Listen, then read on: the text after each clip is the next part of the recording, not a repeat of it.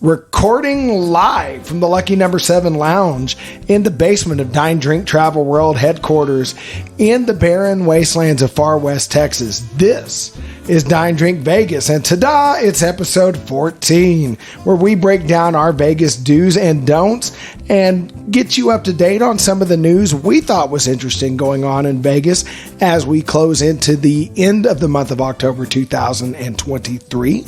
I'm your host, John, aka The Baller on a Budget, and it is now time for us to get the show rolling by bringing in the man, the myth, the legend, the founder of Dine Drink Vegas, the leader in the luxury lounge, the king of comps, the high roller of the high plains, the man who's always waiting for that limo to take him away to his resort. It's Bill. Hey, Bill, how you doing this week?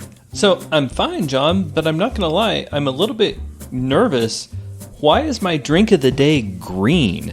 Because it looks like the sort of thing I would have drank either when I was 4 years old and in preschool. Okay, Mama didn't send me to preschool. When I was 5 years old in kindergarten, or when I was like in 20 and desperately trying to find anything I could in college. So this week's drink is definitely not the complex high-end cocktail we crafted for episode 13 a mere fortnight ago, but it's a variation on a theme.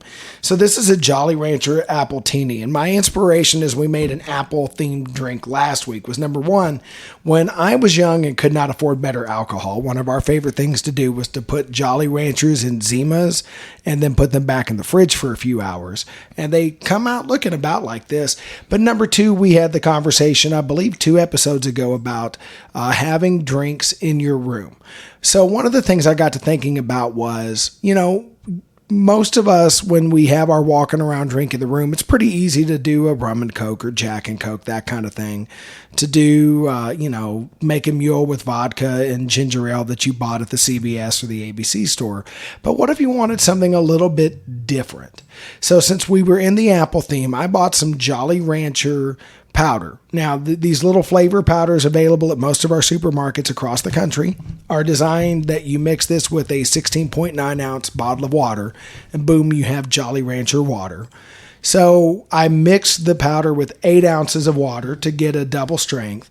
And then for each drink, it's 2 ounces of our Jolly Rancher mix and 2 ounces of, we use Dripping Springs vodka. But you want a run-of-the-mill vodka. If you were buying this on the strip in Vegas, I would recommend Tito's, readily available. Don't buy the cheapest vodka you can get. Nobody wants McCormick's or just mystery brand vodka. But you also don't want to drop a $50 bottle of vodka in here. Can I make a confession at this point in the show, John? So I was at the Palms, I guess over spring break, whatever, at some point much earlier this year. And I needed a Bloody Mary in the morning, and he made it with vodka out of the bar gun. Ooh. And I drank it anyway. Ooh. Because it was that kind of a morning. Yeah, no, I get that. And we don't want that level. We don't want rot gut. I will say, too, we talked about walking around drinks. So I've actually done this before, not with the apple flavor, but I've done it with the watermelon flavor. And if you have a 16-ounce bottle and you go, say, half water, half spirit of your choice, or if you want to go a little easier because that's a lot, you could say go with 12 ounces of water and 4 ounces of the spirit of your choice, because 8 ounces is a lot, and mix that up and chill it. If you have a fridge in your room, chill it overnight. If not, chill it in the ice bucket, because every hotel's got an ice bucket and ice. You've got a walking around drink that, if you're smart, you'll make last you several hours as you're going around Vegas, because you don't want to consume that much very fast.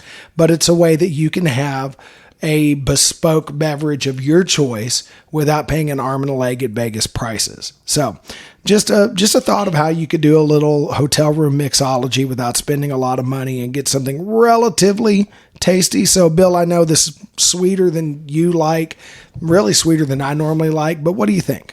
So it's not that it's bad. It's an interesting drink. It's just, I'm in my late 40s. It is so different from the sort of stuff I normally drink that I'm having trouble trying to categorize this.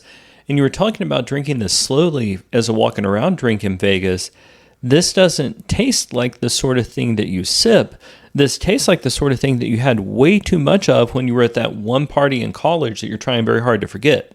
Well, and that's fair, but on the other hand, I mean, if you've got an insulated travel cup, you could make this last a while, and I would not recommend consuming this quickly unless you want your Vegas experience to end way sooner than it should. And speaking of things going wrong in Vegas, let's go ahead and dive into our main topic, because I think this is a nice segue. So we wanted to talk about some of our big do and don't tips while you're in Vegas. And we don't have this on the list, but since you brought up college drinking, one that we discussed getting ready for the show is do have a good time in Vegas, let your hair down unless you're bald like me, and maybe indulge in a little bit more than you normally would at home, but don't party like it's 1999 and Prince and the Revolution are singing. Yeah, that's going to cause you to miss most of the rest of the trip. I was in Vegas last year for National Finals Rodeo with some friends of mine, and these dudes were probably mostly 60 and were trying to forget that. And it didn't work out fantastically. Even if you're younger than that by several decades, of course you want to go and have a good time. But in particular, that first night, if you hit it too hard, you're going to ruin the rest of your trip. And if you do it too hard the last night, your trip back home is going to be absolutely miserable. And folks, this is a show with the drink of the day. We're not telling you to sit there like the church choir and not do anything, right? Like that's not why you're in Vegas. Just have some sort of plan to moderate and restrain things so you can enjoy the whole trip. Yeah, I agree. Now we've talked before about the beauty of pool days. If you're going to overdo it a night in Vegas and you know that you've got a day that is a pool day, I will say that a pool day, or if you're like Bill and you enjoy a spa day, plan your I overdid it in Vegas night the night before you have your I'm going to chill at the spa or the pool, because that will at least plan your recovery in, because you do not want to be dragging yourself out for big fun activities. You don't want to be driving the rented Ferrari. You don't want to go to the the fully automatic gun range. There's a lot of amazing things you can do in Vegas, and you don't want to do that when you feel like there's somebody jackhammering inside your head.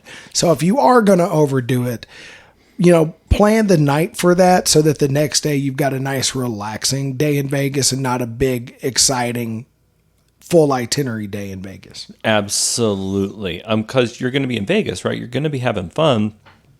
And it is so easy to almost accidentally overdo things. And I guess that would be the biggest point, is to have a plan for whatever it is that you are going to do. Yeah. And hydrate, because if you're there the half of the year that it is ungodly hot, you will dry out very quickly, especially if you have too much of the devil's liquor. Yes, absolutely. Well, so most of our other things are kind of classic do's and don'ts. What do we have, John? So one of the first things that we say that pretty common advice, if you're going to gamble at any hotel, or even if you're not going to gamble, but you're staying at a particular hotel, or you're staying at a hotel and you're going to dining things at their partner places, get the player's card to track your gambling and spending, because that's how you get discounts and potentially, depending on your play and spend level, comps.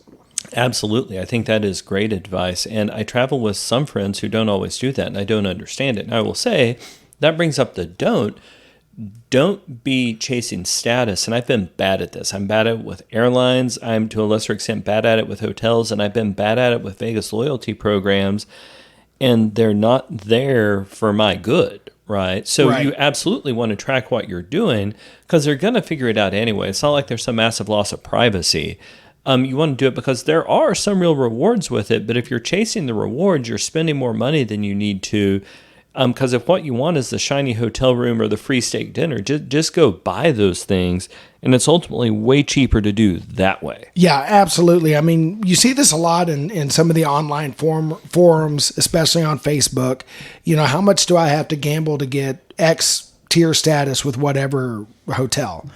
And the answer is gamble more than it would have cost you to buy what you were going to buy. And listen, if you have the money and you enjoy gambling and you gamble at a level where they give you free stuff, sure, fine.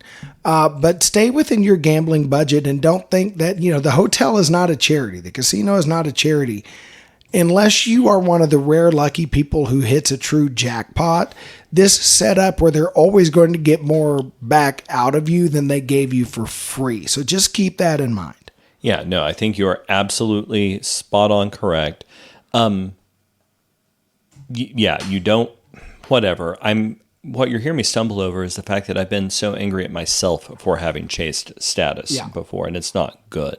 What else do we have? What other things should you do in Vegas? So consider booking hotels direct. I know a lot of us, there's a lot of advertising to use, Trivago, hotels.com.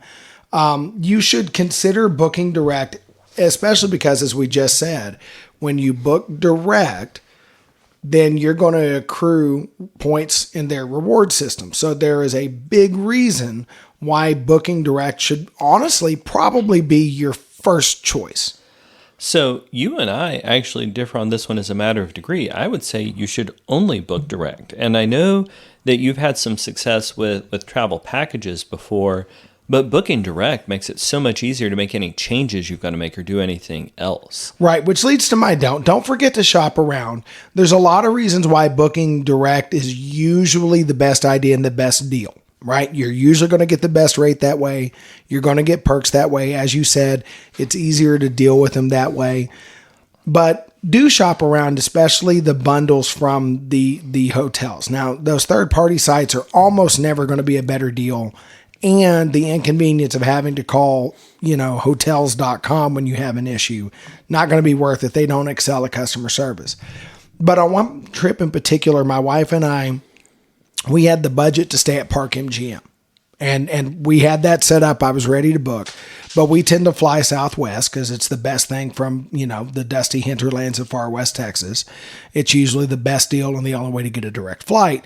Rolled over to southwestvacations.com, and they had a bundle where the cost of getting a room at the Palazzo and our air flight bundled was cheaper than it was going to cost us for just our flights at southwest.com.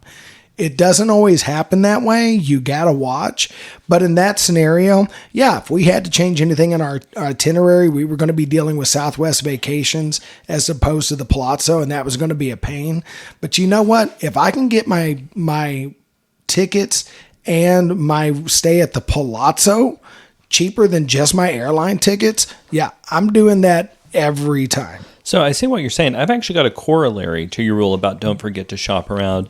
And it goes back to the rule about not chasing status. I would say when you're shopping around, shop at multiple different hotel groups. Check out InLife. Also check out what Caesars has. Do all of that because one group or another may have some different benefits. One of my do's in Vegas, and I know that I disagree with a lot of my friends on this, but I would say do book your dinners ahead of time. And the reason why is nobody wants to lose an hour or an hour and a half in Vegas waiting to walk into a place. In some places, that's not even going to be possible in the first place. And for me, my Vegas trips are primarily planned around excellent meals. So for me, one of the big do's in Vegas is to plan your dinners ahead of time. Yeah, and the first time I went to Vegas with you, I was one of your friends that was critical of that approach, because it feels like you're locked in. And don't get me wrong, if you booked a restaurant and you change your mind, as long as you cancel at a reasonable time frame, it's no big deal. But especially on the weekends, it really is. It makes a big difference because these places do get busy. There could be a ton of visitors in town. Yeah, you've made a convert out of me. But the don't, I would say, that goes with this, and I don't understand people. Do not eat at any chain restaurant you can get in a 2-hour radius of your home. Oh, for the love of all that's good and holy, of course not. Yeah, Vegas is a foodie destination. I don't understand why I see people standing in line to eat at Denny's or Outback Steakhouse. Like, don't get me wrong. I am not such a snob that I won't scarf down a Moons Over my hammy, right? But when I'm in one of the world's best food capitals, that's not the time for that. Don't get me wrong. I think as chain steakhouses go, Outback makes a decent offering, but you are in a town where you can barely throw a rock without hitting a world-class steakhouse. I do not need a bloomin' onion in Vegas. That's not the place for that. So I don't know why this show, or this episode 14, has now become the episode where I confess to things, but I did that once. It was my second or third trip to Vegas. I was staying in the Tropicana with a buddy of mine, It got to be about 1 in the morning. I don't know if we'd even eaten dinner that night. And we wound up going to what is quite possibly the world's saddest Denny's. And it was a mistake, right? Yeah. Book your dinners ahead of time so you've got a plan, so you've got good places to go so you don't end up at places. And if you do end up at places, there are so many amazing holes in the wall in Vegas, things that you might, fast service sorts of places, even just the slice of pizza places in the food courts. Do that. Don't go to a place you can go to because it's randomly Tuesday wherever you are. Well, and I've been guilty of, because I'm a coffee addict. I've been guilty of getting Starbucks in Vegas, and then I realized that almost every hotel that has a Starbucks in it, there's a high-end restaurant serving breakfast with a really well-built Italian espresso machine sitting behind the bar that will make me a better coffee drink. And I'm not anti-Starbucks, but they will make me a coffee drink I can't get from home. Usually when you walk into their bar at 7 in the morning, there's not a line for the bar, and you can wait a long time to get Starbucks in Vegas. The cost is not much more than Starbucks. So why not, even with your coffee, skip the Starbucks? Park MGM, perfect example. The Starbucks is right by Primrose. Primrose is a lovely French little bistro in Park MGM. They make really good coffee, and you don't have to wait 45 minutes to get the same coffee you get at home. Like, it's worth it to walk over. You'll pay like $1 more, really. It's worth it. I think you're right. So the next due on our list is one of yours. Would you talk about that for a minute? So look for deals on entertainment and dining online before you travel. Check out places like Groupon. Play the My Vegas apps, where sometimes you can get discounts on show tickets and dining options, mostly at MGM properties, but there's a few other. If you're into celebrity chefs, there's usually some deals on Wolfgang Puck joints, that kind of thing. You want to be looking for those online deals so you can get yourself a nice discount on fun things to do and good places to eat when you get to town. No, I think you're absolutely right about that.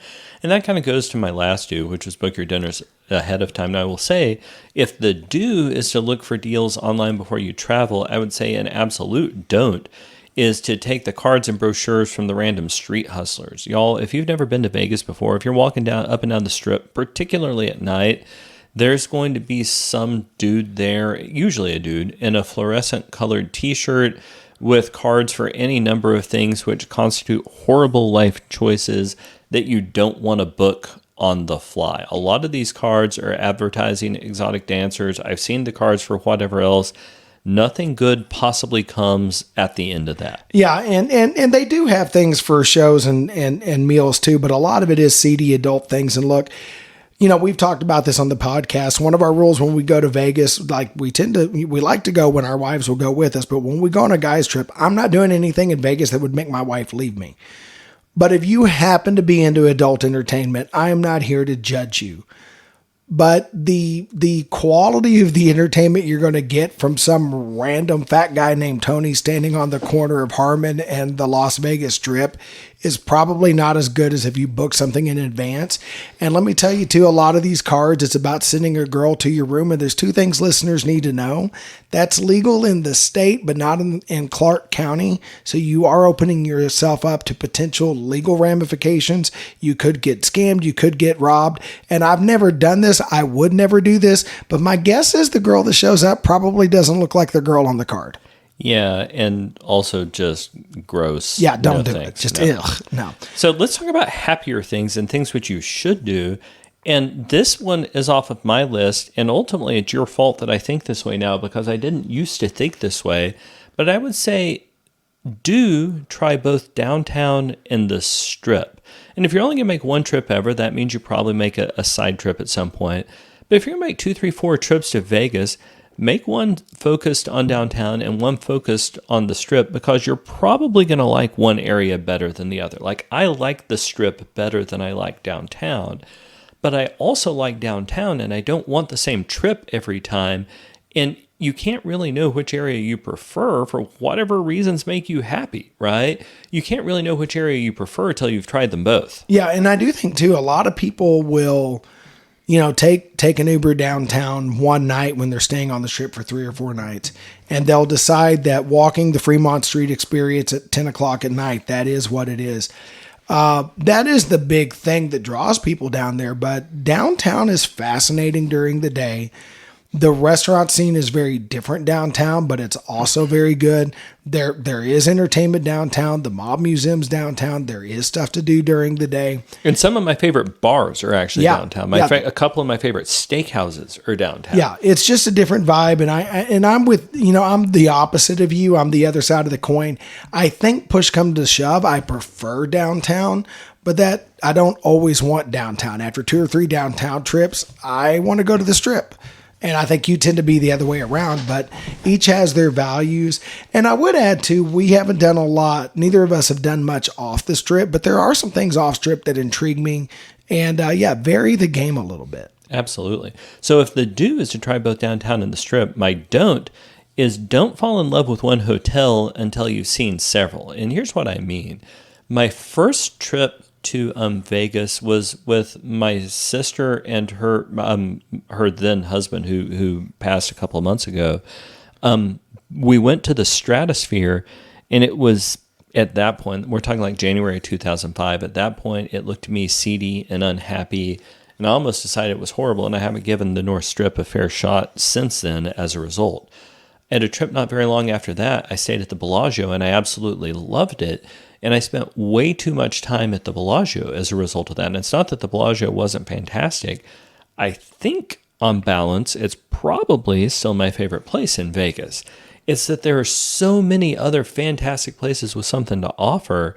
You should try those, and you can't really know why you appreciate whatever your favorite winds up being until you've stayed at several different places. Yeah, my wife is a huge fan of New York. And don't get me wrong, I love that place too. And it's probably my favorite on the Strip, although I love Bellagio, I love Palazzo, I love Mandalay Bay. But we tend to gravitate back to that because it's her favorite. If I left it up to her, that's all we would ever do. But there are so many great experiences out there. And every now and then you have a stay that you didn't like. But even then you get a story to tell, you learn a thing or two. Maybe you get with one of your friends and start a podcast and gripe about it, whatever works. But now, try some different stuff. If your wife prefers the New York in that area, can't you just say, woman, I'm the man of the house and here's what we're doing? Would that work for you, John? So normally when we have a disagreement like that, we'll sit down and we'll have a long conversation and we'll compromise by doing whatever she wants. Yeah, no, I understand. I live in a very similar household. Yeah. So what's the next do, John? Plan a budget. And y'all, I call myself the baller on a budget for a reason. You need to, like, Vegas can get expensive in a hurry. Make sure you got a plan rolling in. And I think you're right on that because I am bad about the best name for the logic I can think of is, well, I guess I could. In any one of those choices, I always could. But then the end of it, I get my credit card statement. I'm like, how did any of this happen? Right. So, no, I think you're right. You have to plan a budget. Now, I will say if the do is to plan a budget, one of my absolute don'ts is to try to do this as cheaply as you would eat at home or as you would do anything else at home. Because it's Vegas. It's not a particularly cheap city, but there are some phenomenal things to do. Figure out what you can afford. You absolutely stick to that, but don't assume that you're going to eat like you were eating peanut butter sandwiches in your kitchen at the house, or even don't assume you're going to eat like you were eating at your local McDonald's, because that's just not the way things work out. Although if you want to economize one meal a day by keeping a loaf of bread and a jar of peanut butter in your room, you can do that. No, you can absolutely do that. Right? You kind of have to economize at some point. But if you're trying to economize on every meal, right, and every entertainment thing, you know what? Wait till you can afford something else. Yeah, if you can't afford to indulge yourself a little, stay at home and watch Vegas videos, right? Because it really does, like, if you budget too tight, it really does stink to watch everybody else do things at Vegas. And we've done that because, the inflation crisis has been a great equalizer, and I've had a few promotions over the last few years. But the first couple of times we went to Vegas as a group, most of the other guys we do guy stuff with, at the time were making a fair bit more than me. And yeah, it does stink when you're at the nice steakhouse and you're going, no guys, I'm not that hungry. I'm just going to have the French onion soup, because that's not really what you want. So you got to think about this stuff beforehand, save up a little, know your means, try to give yourself enough to splurge on some things, but cut corners in other ways. Absolutely. Now, I will say one of the corners I don't want to cut, one of the things which is an absolute do, is to get a limo from the airport. And it doesn't have to be a limo, right? Like you can get a hired sedan, but you want to roll to the hotel in style. You don't want to be waiting for the taxi. You don't want to be finding the Uber stand. You want somebody to help you with the luggage, and you want that first moment in Vegas to feel like you've arrived. So one of my absolute do's is you should get a limo from the airport. I think we may mention that in the open to this show. Yeah, and one of my don'ts is don't get a limo to the airport. It's $100. Now, don't get me wrong, if you're traveling with a group and you've got a bill in your group and he's willing to book it and he's going to pay for it either way, I will gladly pay Bill the same amount I would have paid for my Uber, and he's happy to take it because he was doing it anyway, and that's found money to him. But to me, these rides are not very long, especially if you're staying on the South Strip. It doesn't take very long to get from the hotel to Mandalay Bay. You can see it when you land the plane. I generally opt for Uber or Lyft. It's not as cheap as the taxi. It's not as cheap as the bus, but it's nice enough. It's still cheaper than the limo. No, absolutely. Now, I will say I used to get a limo from the airport and back to the airport. I still and will always get a limo from the airport. I no longer get a limo back to the airport because when you arrive, you know exactly when you're arriving, and you want to go to the hotel. When you're going back, you want to leave at about, let's say it's 2 p.m, but maybe you're done early and you want to go at 1 to see if you can catch an earlier flight. Maybe you're on a hot streak at the craps table and you want to save 15 or 20 extra minutes. So I no longer get a limo back to the airport because I want to preserve at least a few minutes of flexibility about when I actually leave. Yeah, no, and I get that. Like I said, when I travel with you and you book a limo, I'm more than happy to chip in on that. But it's a thing that if it's just me or just me and my wife, because she's a notorious cheapskate, we skip that. When I'm traveling with you, hey, I'll gladly chip in because I know you're doing it anyway, and I'll pay my fair share. And it's always possible that one of our friends might do a performative dance at some point in the limo. Yeah, and that's been, especially if they run out of limos and they send you the party bus with the pole in it. But that's a story we're not going to tell in this particular episode. Hey, Derek, how are you? All right. So, yeah, there's that. Okay. So let's go to an area of agreement, John. So our last do and our last don't, we are 100% in agreement on. The do is tip, and the don't is don't be a cheapskate. Yep, these folks in Vegas that make magic happen for you depend on tips, and we want to take care of the people who take care of us. When you're a tourist in Vegas, the hospitality there is top notch, and the people that make that work, tip them. Yeah, so often most of their salary winds up coming from that, and you know what? It's if you're going to be a high roller, if that's why you're going to Vegas anyway, then extend that to the people who are working hard for you.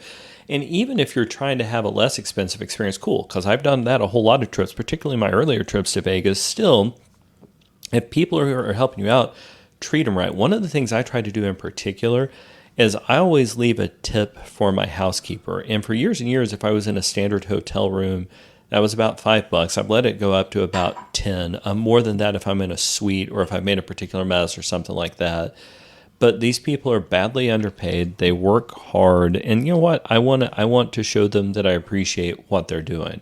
Also, as a practical matter, sometimes it will get you stuff like extra towels, or maybe they don't look so hard for the damage when you check out, or other things like that. But no, it's the right thing to do. Yeah, I completely agree. And you're a better tipper than I am, but I'm a better tipper than most, and I think it's really important. Well, all right. With our do's and don'ts covered, let's shift gears to news. And we've got a number of items today. So the first one I'm going to lead off with that the Golden Gaming Awards, which I didn't even know existed until I saw a number of people on Twitter, including Vital Vegas, talking about it. They put out their awards this year, and it's voted on by industry professionals, a panel of 100 of them, and they have voted the Circa as the best casino in America. So, Bill, what's your favorite casino, and what are your criteria? So, I want to be clear. When I answer this question, I'm not talking about my favorite hotel. I'm not talking about my favorite experience. I'm not talking about my favorite setting or where I want to eat. What I'm looking at strictly is the gambling experience. And up until recently, my favorite casino in town was at the El Cortez because it has the friendliest gambling rules in town. However... Had. At the games I play, it still does, right? Okay, fair. But it's just so crowded and so dingy and all of that even though I've won a lot more money than I've lost there, it has now simply become my second favorite place. My favorite place to gamble, my favorite casino, and this again isn't my favorite overall experience, right? Just my favorite casino is down at the other end of the Fremont Street Experience and the Plaza. It still gets a little more crowded than I would prefer, but they've got some interesting table games. I love the World's Most Liberal 21. I love the Silver Strike slot machine. I've had some pretty good luck on some of their slots. I like the variety of stuff they have available. If you do want a quick drink, there are a couple bars right off the casino floor that are good. And frankly, I've had pretty good service, from the floor walkers, right? That is absolutely the wrong phrase. From the servers walking the floor to offer you drinks. So I think my favorite casino in town is down at the Plaza. Now I like the Circa, and the Circa is very, very good, but it gets slightly more expensive than either of those first two with slightly less good odds. Now it's cleaner, it's brighter, it's airier, but if what I'm trying to do is gamble, those things matter to me. They matter less than the table rules, though. Yeah, and I did not expect us to have the same answer to this, and especially because you are a table game person, I'm not. My primary game is video poker. My answer is also the Plaza. And it's also one of my favorite places to stay. It's the home of my favorite steakhouse in Vegas, Oscar's. Yes. And I met his honor. Have we talked about that? Yes, on a we have. podcast? And I am very jealous because I would love to meet his honor and her honor. I won the that Mayor's trip. Goodman. Yeah. So you won there. But again, the video poker odds at the Plaza are some of the best in town, although you check your machines because some of the Plaza machines are not as good as others. Not every machine has the same pay table. And there's some other places like there's some tables at the Four Queen, games at the Four Queen and the Downtown Grand that are better. But overall, you can get pretty good payouts at the Plaza. The last time I was there, the Sand Dollar had it. Sand Dollar's also got live music, which I like. If I am going to play a table game, I've done so at the Plaza. I've done roulette at the Plaza, which is not like me. They also have a Fortune Cup, which granted, it's not as cool as the really old Sigma Derby, but I love Fortune Cup. It is so cool, and I don't know why I like that much, but one of these days, I'm going to put $5 on a horse with like 1,479 to 1 odds, and it's going to pay off. And you know what, John? I will buy dinner that night. Yeah, and I will let you. So yeah, I agree. Plaza is my favorite. So that's downtown. Do you have a favorite on the Strip?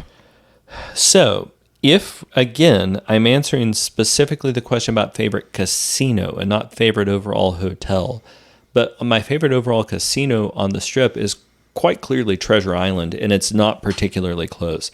There are probably a couple of rundown, seedy-looking places with even better rules, but even then, I doubt it. Man, they've got double-deck blackjack dealt from a shoe with a buy-in that is quite frequently $10 or $15 that pays 3 to 2. I think most of not all their tables, but most of their tables pay 3 to 2. Most of their stadium blackjack pays 3 to 2. Now, they have some of the kind of crappy electronic blackjack games that just pay 6 to 5. So you do have to be careful and look. But for table games players, particularly for blackjack players, the Treasure Island is way easily the best deal on the Strip. Now, I also happen to like staying there. They also have some real nice bars. It's easy to get a drink, although the floor service isn't as good. It's pretty easy to go buy your own drink, and I don't want whatever horrible drink they'll serve me for free there anyway. On the Strip, it's going to be Treasure Island. What about you, John? So, video poker on the Strip really is not as good as it used to be, although at several of the MGM properties, if you're willing to play a higher denomination, there's some decent pay tables in the high limit rooms, but again, you're looking at anywhere from $2 to $10 a hand. You're not getting the quarter a hand at a good pay table anywhere on the Strip anymore. I know you didn't go with us, and our buddy Mike hated the place and felt like it was just an absolute dirty, dingy dive. I think it's worth, if you're a video poker player, walk a few blocks over, get to Ellis Island. It's almost on the Strip. It's basically behind Paris. And it's a smaller property. It's, Mike trashed it. I don't think it's any dingier or older rundown looking than TI, to be honest. It's smaller than TI.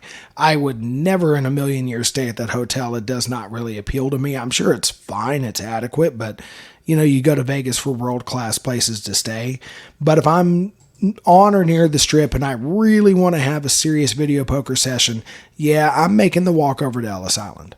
Yeah, okay, I see your point. Although, I guess for me, when I'm thinking the Strip, I think directly there on the Strip. Yeah, and in which case, they're all anymore, unfortunately, fairly similar. Treasure Island's not bad, so when we wind up hanging out there, I don't mind. Like I said, with MGM properties, I just suck it up. I know I'm going to risk more per hand, but I'm probably going to wind up in the high limit room because the better pay tables are there. But video poker on the Strip, it's hard to find a game with a favorable pay table these days. That's fair. Well, what else is going on in news? I guess one of the things I'm going to talk about is it looks to me like prices are falling for Formula One. I mean, for a while, you had to pay $3 million in your firstborn for a decent room for Formula One. And that's a small exaggeration, right? Like they would have taken your secondborn. But still, prices were really, really high. And what I'm going to do, you were talking about, didn't you see some MGM members are actually starting to get comp rooms now, John? Yeah, there were a couple of platinum players who were posting out on Twitter, and I saw one on Facebook, that they were getting offers for comp rooms and even free play during Formula One. So that suggests to me that at least some MGM properties are having a hard time filling up for the race. They're not getting the premium prices they thought they would. Prices are starting to come down. That has not trickled its way to me yet, but I am Pearl, and I am Pearl because I have the credit card. Although I did earn Pearl this year. I would be Pearl either way. They're not trying to give me a free room because I think they know I am not betting on that race, and I work for a living and can't get those days off. But yeah, it looks like that is coming down and that they have miscalculated the hit on Formula One. It is not going to be the bonanza payday that I think they anticipated. So I have just logged into my MGM account and we're going to see what a hotel would cost. What are the dates there? It's November, 16th through 19th, or is it 9th through 12th? Oh my goodness. Now I'm going to have to Google that. The Google is always there for you. Yep. And listeners can enjoy the sounds of the clickety-clack of our keyboards. Yeah, get off my lawn. I like my clickety-clacking keyboard because that's the way it was back in my day. Right. We walked uphill to school both ways, and we liked it. So, da-da-da-da-da. So, I'm on the Formula One website. I could buy tickets. Why did they not tell me what the dates are? Why is that a thing? So, the race is on the 19th. Practice and qualifying start on the 16th. I am really surprised that it is that close to Thanksgiving, but cool, whatever. So I want a room from the 16th through the... Check out on the 20th. I checked the 21st. Let's go. So the Bellagio is costing me, and remember, folks, I am not a high-status player. The Bellagio is costing me $1,000 a night for those nights, but the Vdara is costing me $313 a night. It's not that that's cheap, but it's a great option right there. Now, let me go in, and the MGM Grand is at $176 a night. The Mandalay Bay, from which you obviously can't see the race, but it's a lovely property, I'm getting it $80 a night. The Luxor at $56. So yeah, these prices have cratered. So let me go into the Vdara because that's the best of the locations I might theoretically afford for viewing the race. On Sunday the 19th, they've actually got me comped there. And a studio fountain view room, which means I would be able to see part of the race, is $491.95 a night. And I'm not arguing that's cheap, folks, because obviously it's not. But that is a fraction of what they were charging before, and you'd be able to see part of the race. Yeah, and I'm looking at... Yeah, even the Dirty Castle is affordable on my rates, like roughly $170 a night, which again is way more than I'm ever going to pay for the Dirty Castle. But still, not that long ago, we were looking at $500 a night for Ellis Island. So things have changed a lot. Yeah, don't go to Excalibur, John. You can do better than the Excalibur. But that actually raises a second news item. We had talked on the last couple of episodes about the Russian hackers getting into the MGM accounts. What this brings up is a new point, because I don't really care much what they say in their news releases or their emails. I care about what I can actually observe. I was just able to log into my MGM account perfectly successfully. It is October the 21st, so it's more than a month after the attack. But I was able to log in. I was able to see my account balances. I was able to get my offers, which means that electronically it looks like MGM is back from the attack. Now, I will say that my offers are even less generous than they had been previously, which is super weird because on this last trip I spent quite a bit of money and I gambled a whole lot. Yeah. But nonetheless, that is a different question. It looks to me like they've recovered from the Russian hack. Yeah, I agree. And it's kind of weird. They're inconsistent. So I'm planning to go in March. And I had 2 trips this summer where I legitimately earned Pearl status. So I spent more than I normally did. And my offers don't really look different than before those 2 trips, which seems weird because usually they throw something at you. Now, I have gotten a few emails where I got some very enticing narrow travel window offers, and that's better than what I've been seeing. And I don't know if that's a function of they're getting ready to reward me for what I spent over the summer, or if those are just really dead dates and they're trying to get bodies in the room. But yeah, they're up and running, but I'm not... I kind of thought they might try to entice us back. I have the link booked in March. We don't have much on the link on the YouTube channel. I'm more than happy to stay at Link, but if MGM wants to make me a deal based on my loyalty, yeah, I'd switch over. But right now, Link, where I've never stayed at a Caesars property, I don't think I have a Caesars card because I don't gamble at Caesars property. So I'm just paying the retail rate.